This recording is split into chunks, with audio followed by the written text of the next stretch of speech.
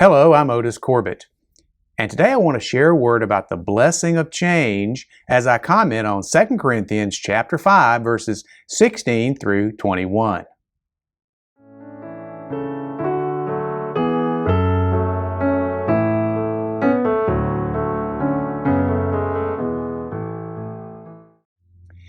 This passage reads, "Therefore from now on we regard no one according to the flesh. Even though we have known Christ according to the flesh, yet now we know him thus no longer. Therefore, if anyone is in Christ, he is a new creation. Old things have passed away. Behold, all things have become new. Now all things are of God, who has reconciled us to himself through Jesus Christ, and has given us the ministry of reconciliation. That is, God was in Christ reconciling the world to himself, not imputing their trespasses to them, and has committed to us the word of reconciliation. Now then, we are ambassadors for Christ, as though God were pleading through us.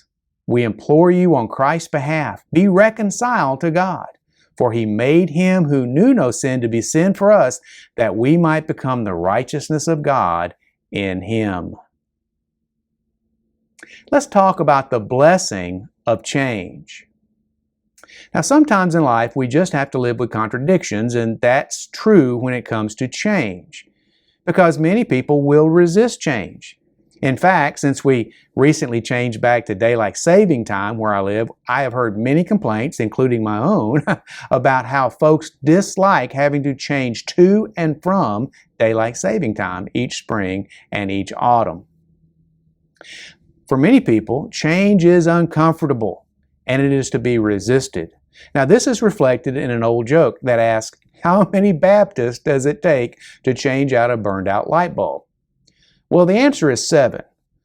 1 to change the bulb, and 6 to stand in the parking lot after the church service and talk about how much they missed the old bulb and how it was brighter and far better than the new one. Oh, that's so true. Anyway, in contrast to this attitude is a saying, a change is as good as a vacation. In other words, people who have gotten burned out or bored with a situation are often revived with a change in routine, a change in scenery, or a change in their job. To folks in this situation, change is refreshing and it's to be embraced. The truth is, however, many people will fight change until they have no other choice. In our focal passage for today, Paul underlines just how important change is in our spiritual life. Basically, Paul told us that our spiritual lives need to be totally rebuilt, the way we might demolish and replace a termite-eaten old house. There is nothing in our spiritual lives worth saving. There's nothing in our spiritual lives worth saving, because our righteousness is as filthy rags before God.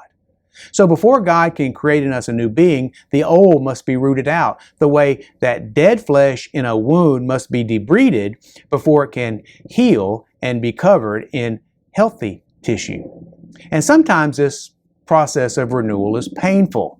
A beloved family home that has to be demolished because it has become unsafe can cause emotional pain. Cleaning and debriding a wound certainly causes physical pain. Confronting our sin and shame can cause us spiritual pain. But in the end, we are renewed, we're rebuilt, we are changed into a new creature with all our old, dead, sinful self cleaned out. The results of our being rebuilt are twofold according to this passage.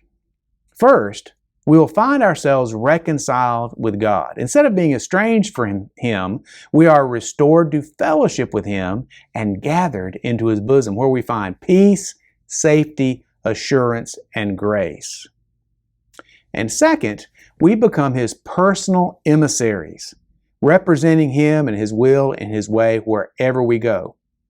As we go out representing Him, we can tell others about His love for us and them by our deeds and attitudes first, but also with our words. We then can share in the blessing of helping others to find their lives radically changed by God in the way that our own life was radically changed by God. We can rejoice with them and look forward to being with them as we join other believers in worshiping the Lamb in heaven.